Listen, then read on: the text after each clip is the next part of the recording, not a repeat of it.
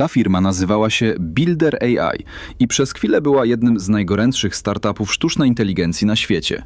Inwestorzy tacy jak Microsoft, Państwowy Fundusz Kataru czy ludzie z SoftBanku wpompowali w nią do 445 milionów dolarów i wycenili ją na 1,5 miliarda. Sprzedawała magię, asystentkę o imieniu Natasza, która miała budować gotowe aplikacje na zawołanie. Bez programistów, bez miesięcy pracy. Tak prosto, jak zamawia się pizzę. Dowód, że rewolucja AI dzieje się naprawdę tu i teraz, a kto nie wejdzie dziś, ten przegapi pociąg. Wiosną 2025 roku ta sama firma ogłosiła bankructwo. Wierzyciele weszli na konta i ściągnęli co się dało. Z jednorożca wartego 1,5 miliarda dolarów zostało jakieś 5 milionów. Reszta wyparowała. I wtedy świat usłyszał puentę, w którą trudno uwierzyć. Sztuczna inteligencja, którą kupili najwięksi gracze technologii, w dużej mierze okazała się ludźmi. Prawdziwymi inżynierami piszącymi kod ręcznie, gdzieś za kotarą. Nie garstką. Według mediów było ich około 700. Najbardziej niepokojące jest jednak co innego. Ktoś ostrzegał. 6 lat wcześniej 2 dziennikarzy Wielkiej Gazety wydrukowało to czarno na białym. A inwestorzy nie tylko nie uciekli, ale dosypali kolejne setki milionów dolarów, jakby nikt tego nigdy nie przeczytał. Żeby zrozumieć, jak to możliwe, trzeba cofnąć się do dnia, w którym magia miała swoją premierę. Wrzesień, rok 2021. Sachin Dev prezentuje światu Nataszę. Jak sam mówi, pierwszego na świecie menedżera produktu napędzanego sztuczną inteligencją. Nie przedstawia się jako prezes. Każe mówić do siebie Chief Wizard, główny czarodziej. Jego obietnica brzmiała jak science fiction. Dagal malował ją tak. Wyobraź sobie świat, w którym podnosisz telefon, rozmawiasz z Nataszą, a 3 dni później masz swoją aplikację w sklepie. Zamówienie oprogramowania miało być tak proste, jak zamówienie pizzy. Jakieś 6 razy szybciej, do 70% taniej.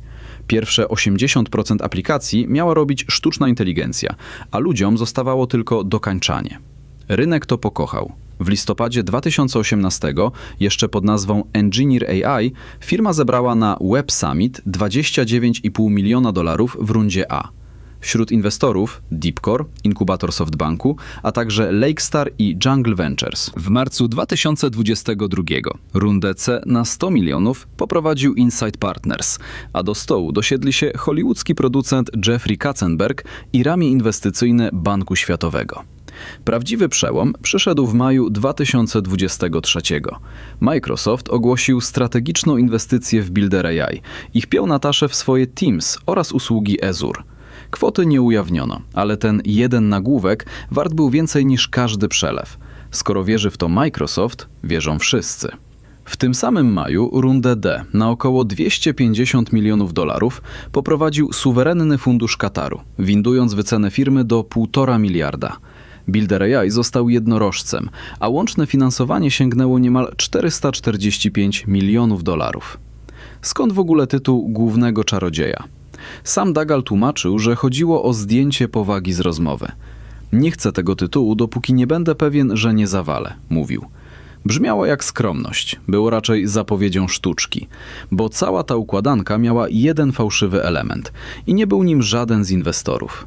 6 lat wcześniej 2 reporterów zajrzało za kotarę głównego czarodzieja i zobaczyło coś zupełnie innego niż sztuczną inteligencję. 14 sierpnia, rok 2019. 2 dziennikarzy, Wall Street Journal, Newly Purnell i Parmi Olson, publikuje tekst, który powinien był zatrzymać tę historię, zanim rozkręci się na dobre.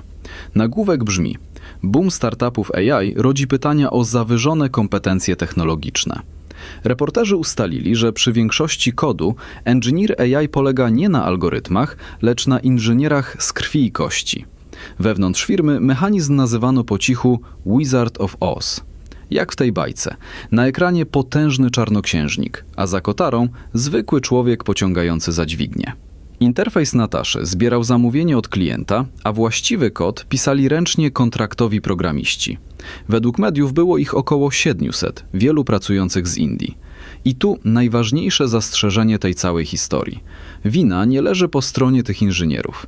Oni wykonywali normalną, legalną pracę na zlecenie. Firma miała zresztą również realne narzędzia, które część roboty faktycznie automatyzowały. To nie była czysta ściema. Oszustwo polegało na czym innym. Na przepaści między tym, co sprzedawano inwestorom, a tym, jak to działało naprawdę. Jeśli twój produkt napędzają głównie ludzie na kontraktach, a ty mówisz rynkowi, że to przełomowa sztuczna inteligencja, to nie sprzedajesz technologii. Sprzedajesz opowieść. Dagal odrzucił zarzuty.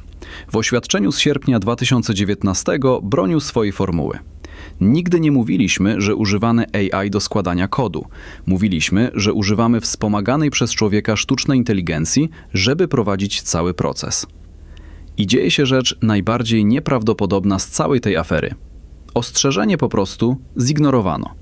Największe pieniądze przyszły dopiero po nim. Microsoft, Katar, wycena 1,5 miliarda. Wszystko to wydarzyło się blisko 4 lata po tym, jak Wall Street Journal wydrukował, że za magią stoją ludzie. Zatrzymaj się na chwilę przy tej jednej myśli. Najlepiej opłacani inwestorzy świata dostali ostrzeżenie na piśmie i mimo to dołożyli setki milionów dolarów. Dlaczego? Bo prawdziwa gra nie toczyła się już o technologię, toczyła się w księgach i była znacznie gorsza niż niedziałająca Natasza. Prawdziwy problem Builder AI nie polegał na tym, kto pisze kod. Polegał na tym, że firma, jak twierdzi Bloomberg, pokazywała przychody, których nie było. W centrum zarzutów jest rzekomy round-tripping z indyjską spółką Verse Innovation. Mechanizm jest prosty. Dwie firmy wystawiają sobie faktury na zbliżone kwoty, często bez realnej wymiany usług, żeby każda mogła pochwalić się inwestorom większą sprzedażą. Według dokumentów cytowanych przez Bloomberga w latach od 2021 do 2024 Verse miał wydać u Builder AI około 80 milionów dolarów, a Builder AI zapłacić Verse około 53 miliony za usługi reklamowe. Verse stanowczo zaprzecza. Jej współzałożyciel nazwał te zarzuty całkowicie bezpodstawnymi i fałszywymi. Wyroku w tej sprawie nie ma, ale liczba, która przewraca wszystko, jest inna. W rozmowach z wierzycielami firma pokazywała za 2024 rok przychód rzędu 220 milionów dolarów. Wewnętrzny audyt wykazał, że realny był bliżej 50, może 55 milionów. Zawyżenie o jakieś 300%, mniej więcej czterokrotność. A dyrektora finansowego firma nie miała już od 2023 roku. Domek z kart trzymał się więc tylko do jednej chwili. Do dnia, w którym ktoś zażąda zwrotu gotówki. W październiku 2024 ktoś tę gotówkę pożyczył. 50 milionów dolarów. I to właśnie on pierwszy pociągnie za spust. 27 lutego, rok 2025. Sachin Deodagal ustępuje z fotela prezesa. Nie znika jednak zupełnie. Zostaje w zarządzie i zachowuje tytuł głównego czarodzieja. Ster przejmuje Manpreet Singh Gracia, człowiek wywodzący się od jednego z dotychczasowych inwestorów. I to właśnie on zleci audyt, który pokaże, jak głęboka naprawdę jest dziura. Bo kilka miesięcy wcześniej firma sięgnęła po ostatnią deskę ratunku. W październiku 2024 wzięła zabezpieczony kredyt na 50 milionów dolarów od konsorcjum pod wodzą izraelskiego Viola Credit. Kiedy audyt racji obciął raportowane przychody do ułamka wcześniejszych deklaracji, wierzyciele zrobili to, co wierzyciele robią zawsze. Ogłosili naruszenie umowy i weszli na konta. Viola ściągnęła około 37 milionów dolarów. Firmie zostało jakieś 5. I to uwięzione w Indiach pod tamtejszą kontrolą kapitałową. 20 maja 2025 na spotkaniu z załogą padło słowo niewypłacalność. Kilka dni później ruszyły postępowania upadłościowe, równolegle w Stanach, Wielkiej Brytanii i Indiach, z formalnym wnioskiem w sądzie w Delaware. Bloomberg nazwał to później największym upadkiem firmy AI od czasu, gdy ChatGPT rozgrzał całą branżę do czerwoności. Rachunek dostali w zasadzie wszyscy, poza tymi, którzy tę historię wymyślili. Najpierw 270 pracowników przy zmianie prezesa, potem reszta załogi. Na szczycie firma zatrudniała ponad 500 osób, a część mediów mówi łącznie o blisko 1000 dotkniętych. Chmurowi giganci, na których serwerach Natasza w ogóle działała, zostali z niezapłaconymi rachunkami. Wobec Amazona około 85 milionów dolarów, wobec Microsoftu około 30. A najwięcej, jak donoszą media, stracił największy sponsor. Państwowy Fundusz Kataru miał zostawić w tej firmie około 250 milionów dolarów. Wtedy do gry wszedł wymiar sprawiedliwości. Prokuratura Federalna w Nowym Jorku zażądała od firmy dokumentów finansowych, badając możliwe oszustwo. FBI doręczyło wezwanie byłemu dyrektorowi finansowemu Andresowi Elizondo. Według doniesień wręczono mu je na lotnisku pod Dallas.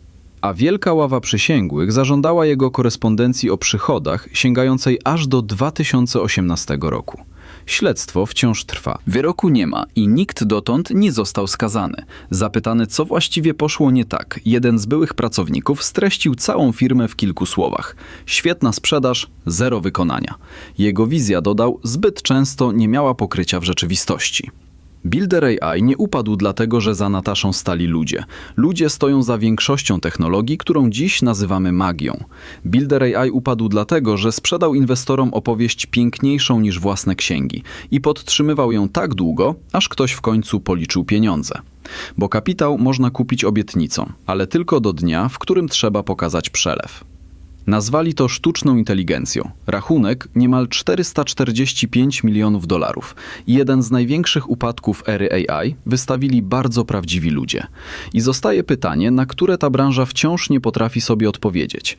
Ilu dzisiejszych cudów sztucznej inteligencji to po prostu kolejny główny czarodziej, który jeszcze nie pokazał swoich ksiąg?